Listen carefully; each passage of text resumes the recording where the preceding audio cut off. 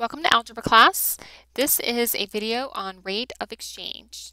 We will be looking at example number 2 on the website, and this is a word problem that we will need to use rate of change in order to solve.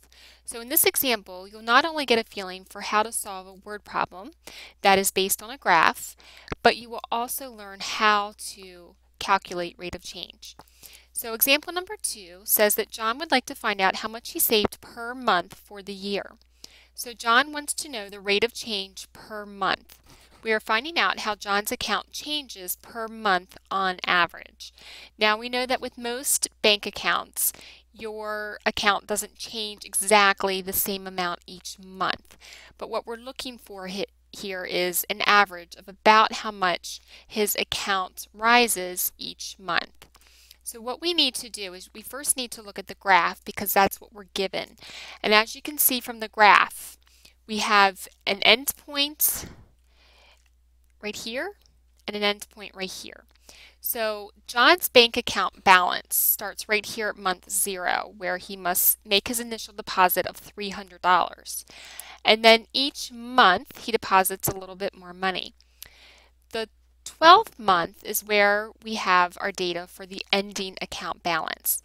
So what we need to do in order to calculate rate of change is we need to know the beginning balance and the ending balance. And in order to calculate the rate of change, we need to know these 2 points. So from looking at the graph, we know that the beginning balance is 0, 300. Which means again that when he made his initial deposit at month 0, he put in $300. His ending balance is on the 12th month, and he had $1,500 in his accounts.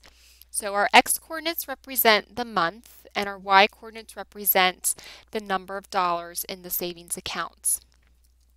Now we need to know the rate of change formula. The rate of change formula tells us the change in y divided by the change in x. So the formula is y sub 2 minus y sub 1 divided by x sub 2 minus x sub 1. Now if you're not familiar with this formula, you might be wondering what the sub 2 and the sub 1 means. So what I've done is I've color-coded it a little bit for you to help you understand. We know that we have an x-coordinate and a y-coordinate. In the first order pair, 0 is the x-coordinate, and in the second order pair, 12 is the x-coordinate. Now since we have 2 x-coordinates, we're going to be labeling them sub 1 and sub 2. I'm going to make the beginning order pair my first order pair, and my ending ordered pair my second ordered pair. So all that means is 0 is x sub 1 because it's related to the first order pair, and 12 is x sub 2 because it's in the second order pair. And then we also have our y-coordinates.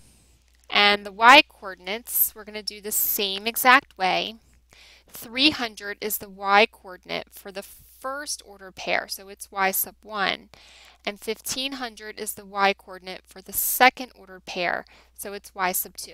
So notice that both coordinates in the first order pair have sub 1, both coordinates in the second order pair have sub 2. And now we're going to simply apply this to our formula. We're going to do the change in y and then the change in x. So utilizing the formula, y sub 2 means we're going to go over here to y sub 2 and take the 1500. And if it helps, I'm going to write it here as well just so that you can see where I'm getting the numbers from. Y sub 2 is 1500 minus y sub 1 is 300. That's y sub 1. So I'm going to write it over here so I can do the calculation. So it's basically 1500 minus 300 is going to give us the change in y. Then I'm going to divide by the change in x. So I'm going to go to x sub 2, which is right here, which is 12, which is x sub 2, minus x sub 1, which is 0. So over here I have 12 minus 0. And then I'm simply going to subtract because that's what the formula tells me to do. So 1500 minus 300 is 1200. And then 12 minus 0 is 12.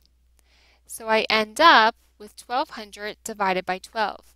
Now this can be simplified even farther, and especially since we're looking for how much the account changes on average, since money is technically used in terms of dollars and cents, we want to change this to a whole number or a decimal.